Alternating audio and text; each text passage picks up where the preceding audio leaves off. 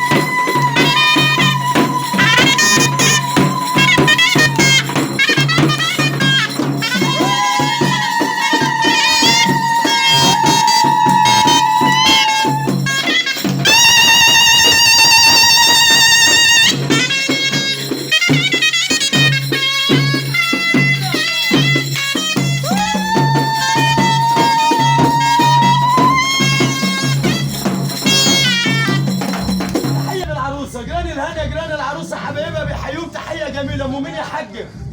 الحاجه ام محمد يا اولاد، بتصبح عليك يا عروسه. ام محمد ام محمد حلو ام محمد. السلام جامد عشانك.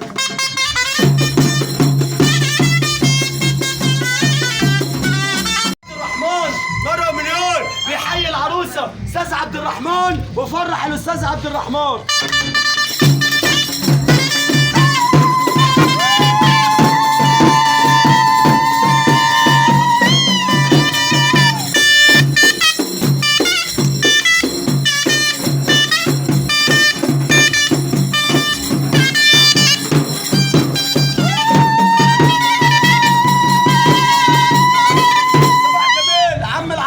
تحية الأستاذ عبد الرحمن، تحية غالية. أم محمد ألف مرة عقبال الفرحة عندها، صبح علينا أحلى سلام يا ريس.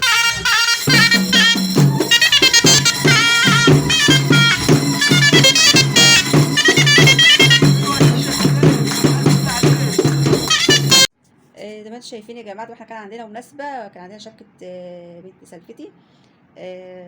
عقبال عندكم يا جماعه، وعقبال يا رب كل حد عنده بنت ان شاء الله يفرح بيها يا رب. فزي ما انتم شايفين بقى طبعا، ده بقى يعني احنا دلوقتي تاني يوم بعد ما طبعا كنت غيرت نظام الصالون زي ما انتم شايفين، جبت الكنبتين دول قدام زي ما انتم شايفين كده، ودول حطيتهم كده. ايه رايكم يعني في النظام ده؟ يعني مش عارفه ده احلى ولا ايه؟ اسيبهم كده ولا ارجعهم تاني؟ قولوا لي بقى رايكم.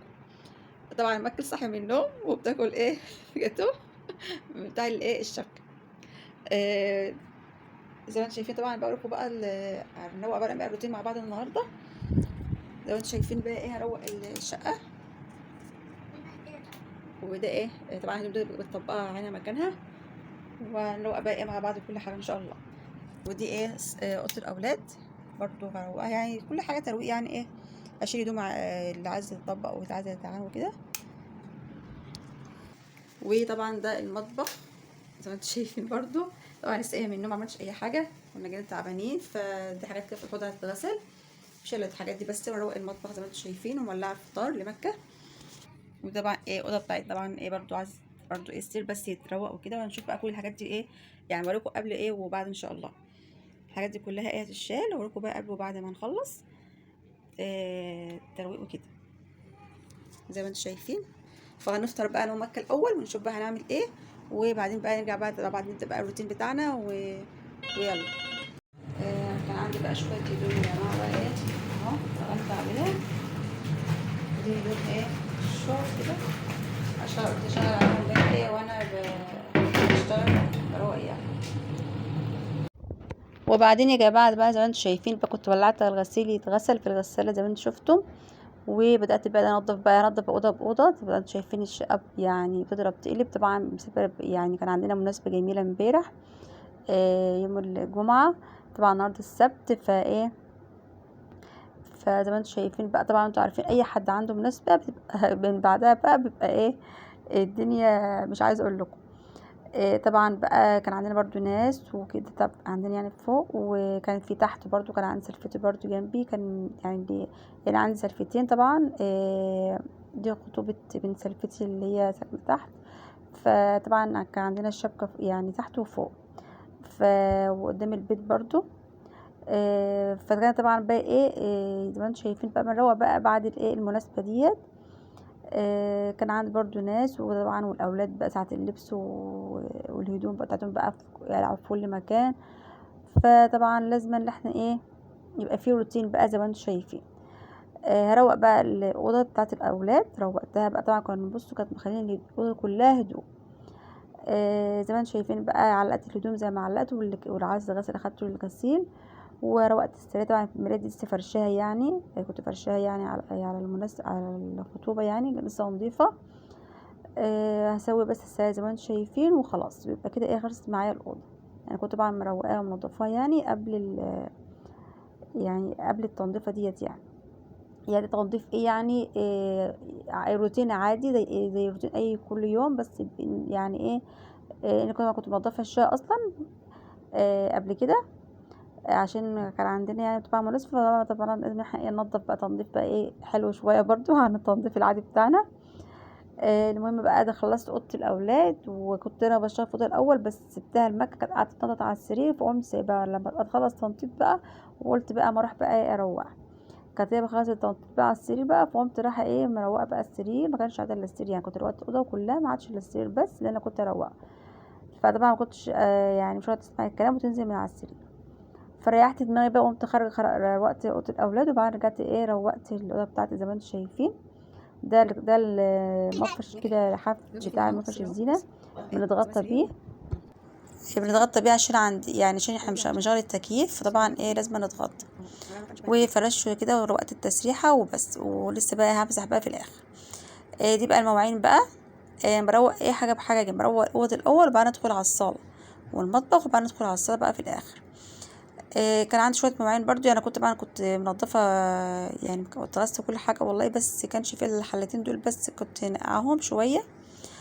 وطبعا كنت بعد ما خلصت المناسبه بتاعتي طبعا ما كنتش قادره نعمل حاجه بقى، خلاص شطبت بقى، فايه قلت بقى اسيبهم للصبح. وزي ما انتم شايفين بقى ايه بغسل المواعين دلوقتي اهو. روتين يعني خفيف كده.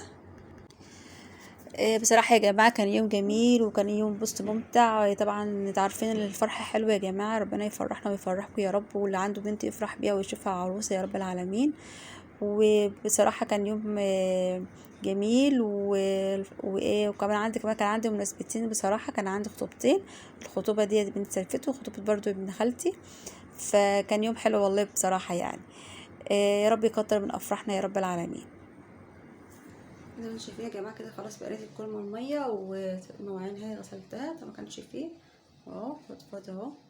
وروقت الرخامه كده على الماشي والبوتاجاز لمعته لسه، بس ايه هكنس الارضيه بقى وخلاص. يلا. وبعدين يا جماعه بقى ايه خلصنا المطبخ، ما عادش بقى زبطكم، انا بقى اخلص الاوضه الاول والمطبخ، وبعدين ادخل على الصاله اخر حاجه، عشان يبقى خلصت الشقه كلها مره واحده. وفي نفس الوقت طبعا وانا بروق في الاوض والشقه كنت بغسل برضو الايه الغسيل في الغساله زي ما شفتوا معايا في اول الفيديو. مكة طبعا قاعده على الكنب وانا بنفض. المهم يا جماعه كل اللي متابعيني وعارفيني وبيتفرجوا على فيديوهاتي طبعا كانوا بيشوفوا الكنب الاول، كان الكنب يعني الكنبتين الكبار دول ما كانوش قصاد بعض كده، فكانت واحده تحت الشباك والتانية هنا كده، والاتنين اللي هما الكنبتين الفوتو الصغيرين دول كانوا تحت الايه الشاشه. فعايزاكم بقى تقولوا لي بقى ايه رأي يعني كده، يعني الاول احلى ولا كده ولا النظام ده؟ يا ريت تعرفوني، عشان يعني ايه عشان لو كده احسن اسيبه، ولو ولا او يعني اللي انا كنت عامله الاول الكنبتين الكبار جنب بعض كده احلى ولا لا، يا تحت يعني الكنبه دي تحت الايه الشباك. فقولوا لي بقى عشان ايه بحب رايكم يعني. فخلص بقى الصلاه. زي ما انتم شايفين خلاص الصاله بقى وتفرش السجاده اللي بقول لكم عليها، كنت لك عليهم السجادتين كنت جايباهم عشان اغسلهم. دول قدام عندي فبغسلهم بفرشهم يعني في الصيف. ايه رايكم بقى؟ وكان خلاص كان عندي السجاده التانية لسه هفرشها في الصالون، بس طبعا مش هعرف افرشها لوحدي. ده الصالون يا جماعه بعد ما خلصت بقى ونضفت بقى خالص والدنيا روقان بقى. والشقه بقت فل زي ما انتم شايفين. طبعا مسحتها وكنستها وروقتها خالص ولمعتها. طبعا ما بتكون الشقه متروقه بتبقى حاجه تانية.